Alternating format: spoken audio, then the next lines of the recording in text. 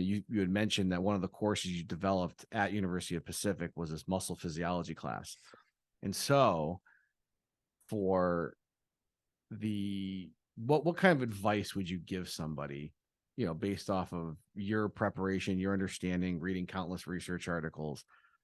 What would you say is sort of the critical thing to understand about muscle hypertrophy when it comes to exercise? Yeah, so it's really the most popular class that I teach is the muscle phys one, and I think I can do justice to like a 5 minute, ballpark figure answer of, let's say someone's a beginner. We're not talking elite athletes, we're not talking collegiate athletes or whatever. Somebody's a beginner and they are approaching resistance training and hypertrophy for the first time. Let's say it's like January 1st and it's a New Year's resolution. And they're like, I want the mirror to reflect change in like Valentine's Day. It's whatever, like a month and a half away. To those people, I would say, be more patient with yourself, because it's going to take 5 or 6 weeks before hypertrophy is really occurring. Now, strength is happening right away. Neural adaptations are happening right away. And so maybe on day 2, you're a tiny bit stronger. And on day 3, you're a tiny bit stronger. But the early protein synthesis that you do see, obviously there's protein synthesis happening in the muscle, but the early synthesis is not about hypertrophy, it's about repair. Like, let's get us back to a baseline. And so cross-sectional area changes. Actually, there is a tiny bit of cross-sectional area change.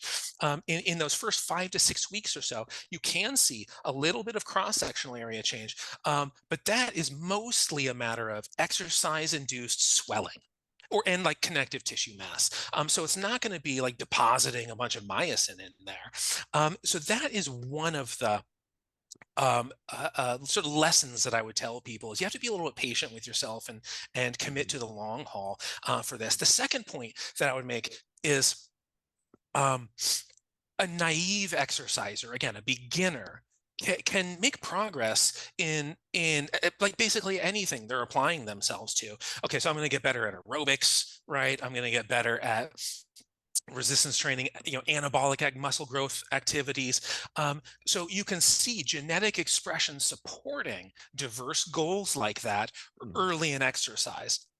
But as exercise continues, the body develops a phenotype. It develops and defends a particular goal. And so at that point, so again, a beginner, incorporate all the aerobic activity you want. That's fine. But as soon as people become more advanced, get out of that novice domain, you go do some good resistance training for a few months. Now we have a phenotype being defended. And at this point, aerobic activity does compromise the rapidity of gains. And a lot of what it is, you go do resistance training and the cell signaling cascade that's going to result in hypertrophy, in protein synthesis. Let's put more proteins in here. The major one is mTOR. PI3K, PKB, mTOR, that cascade. Earlier, I talked about going from Willamette down to University of the Pacific, and it's I-5. That's the major corridor on the West Coast. And I would say the same thing about hypertrophy. It's the I-5. The major highway is mTOR. There are you can take Highway 1, MAPK, that's fine. There's other pathways of protein synthesis, but the major one that you don't of, you need that traffic going if you want to actually make progress, is mTOR. Now, mTOR itself is just an enzyme.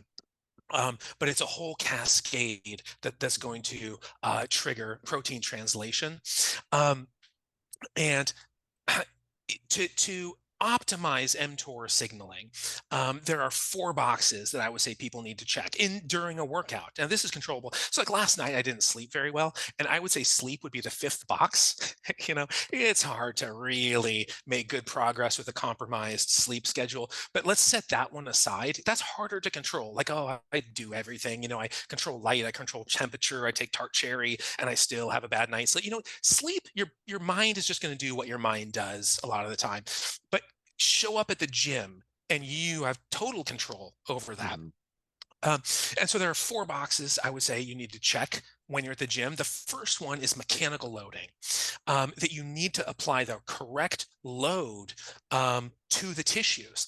And so everybody knows, let's just keep this basic: type 1, type 2 muscle fibers, right? Now, there are lots of myosin isoforms that are manufactured that way. It's not post-translational modifications. You create different versions of myosin. But let's just say there's type 1 and type 2. There's low threshold, easy to recruit; high threshold, harder to recruit muscle fibers. These ones are much more sensitive to mTOR signaling. They have a much higher growth ceiling. You need to activate those type 2s. Your type 1s aren't going to get all bulky in a mirror. You need to activate those type 2s. And the most reliable way to do that is with a high load. Put more weight on the bar. You can activate those type 2s by like time under tension, right? Mhm. Reduce the weight by half and just hold it forever, shaking, like you are like hoping for an amputation before this set ends. You're definitely, at least athletes and trained people are definitely activating close to 100% of the muscle fibers in there, all the high threshold stuff. But what you don't see when you activate type 2 muscle fibers that way is um, mTOR signaling, right? You don't see P70 S6K that's immediately downstream from mTOR, kind of the last stop on that train ride Mhm. to translation. So I mean, like that, that's a kinase that phosphorylates stuff, RPS6, ribosomal protein S6, but it's pretty much the last stop you can for which there's like an intervention kind of. And you don't see activity there if you're activating with a low load and a high duration. And so for mechanical loading, that's really what you want to do. And there's a lot of pathways. If people want to look up like DGK, diacylglycerol kinase, that's how you make out of a diacylglycerol. You phosphorylate it and get phosphatidic acid through mechanical loading. That's one way to activate mTOR. But with that load, eccentric or eccentric, right, the Mhm. negative in a set is going to be much more advantageous than isometric, which itself is more advantageous than concentric and the positive. And what you see here is a couple of things like stretch activated channels, the influx of calcium into the cell. So the stretch activated channels seem to be more sensitive to mechanical, to eccentric or eccentric loading, but then also integrin signaling. Integrins are these transmembrane proteins that are relaying messages from that extracellular matrix inside of the cell. They go through something called focal adhesion kinase, and these things are really anabolic if you're loading them right. And the eccentric, the negative, is the appropriate load for those things. The second thing I would say, so for mechanical, to check that box, a high load, at least have some of your sets be a high load, and then make sure you're getting in that negative involved. The second box to check is chemical. So immune system, chemical stuff. And really, this one's simple. It's not simple in terms of what chemicals are involved, how the immune system, rallies to aid, but bang up more tissue. That's what's going to do it. More tissue damage. And how do you do that? That negative. Mhm. Apply more of that negative, and you're going to get things like prostaglandins being released, PLA2, phospholipase A2. You're going to get that arachidonic acid released. COX converts it to prostaglandins, and now prostaglandins are really activating, like MAPK. But then the more tissue damage, the more like interleukins 2 and 15, interferon gamma, things like this, these chemicals that are very anabolic.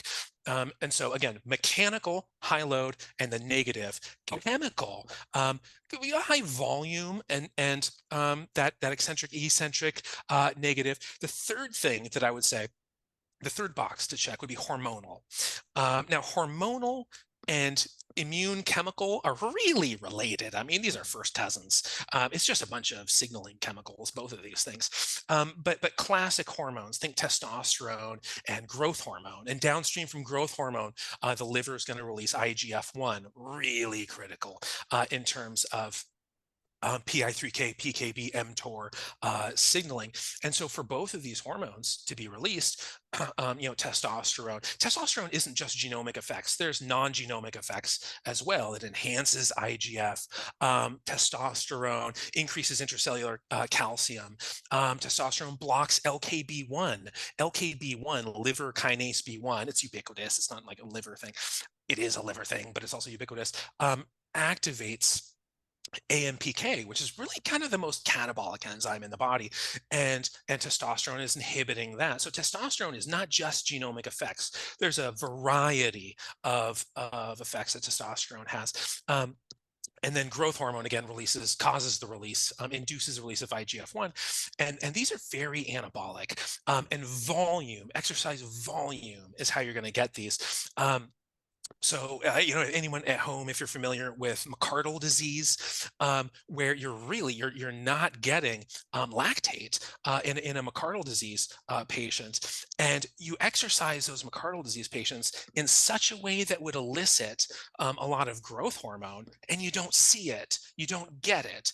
There may be conditions where you see some, but you're not really getting it. Lactate is a key inducer of growth hormone, according to, at least, maybe there's more to it, but according to a lot of the analyses, it appears that a workout that maximizes lactate is going to maximize your growth hormone. So for hormones, I would say it would be volume and try to get some good lactate going. And then the last box to check would be nutrition. You have to control for nutrition. Otherwise, any protein translation you get is just going to be kind of remodeling it back to baseline. If you want hypertrophy, you need nutrition to be on that. Earlier, I said something like you go exercise, and this lasts a while. You're in protein translation mode.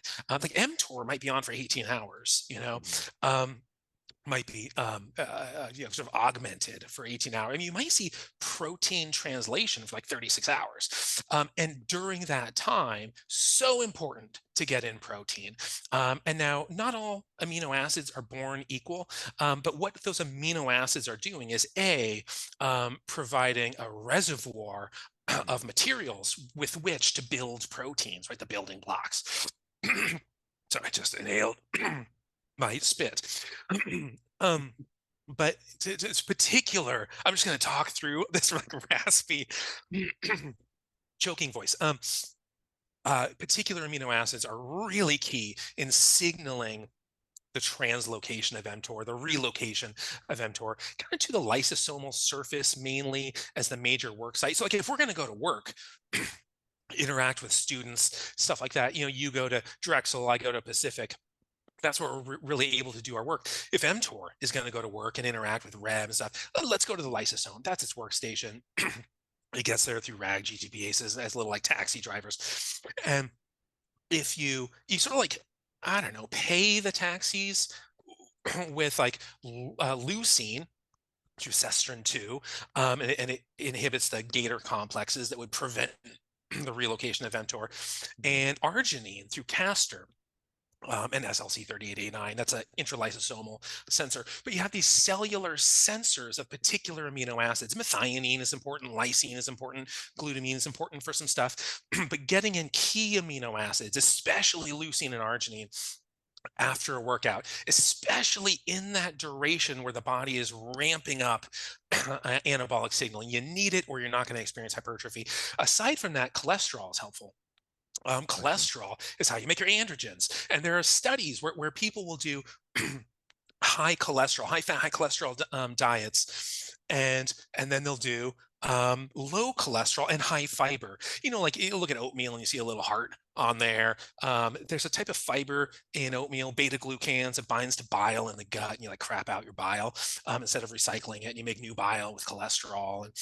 And so you'll see androgen levels go down, steroid hormones go down in the presence of these high fiber, particular fibers, especially diet. So getting in some cholesterol, not being too like, nutty about your about your fiber. If you're looking for hypertrophy, obviously fiber is very healthful, Mhm. so the things like colon cancer, there's a totally different set of advice that I would give. And then carbohydrates. Now I've been on a ketogenic diet for 5 years or something, but carbohydrates are also helpful. I mean, first off, sugar and some amino acids, leucine and stuff, but sugar's insulin. Insulin activates PI3K, PKB, mTOR. And then glycogen binds to AMPK, to the beta subunit, to this particular site on AMPK in an inhibitory way. So having an abundance of carbohydrates helps Mhm. keep mTOR working. So I would say those 4 boxes in a workout. So again, there's the points to summarize the points, right?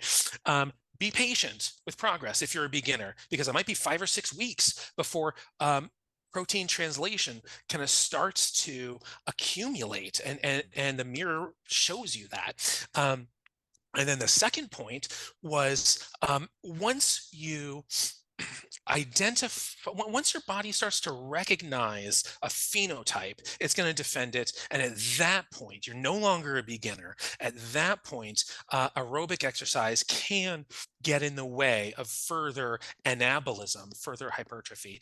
And then the last point is the 4 boxes, right? So make sure you check the mechanical box, make sure you check the chemical box, make sure you check the endocrine box, and make sure you check the nutrition box. If you check those 4 in every workout, or at least most workouts, those like, oh, I hit a plateau, or oh, I guess hypertrophy just isn't for me. It's not in my genes. You can bypass all of those, blockades or excuses.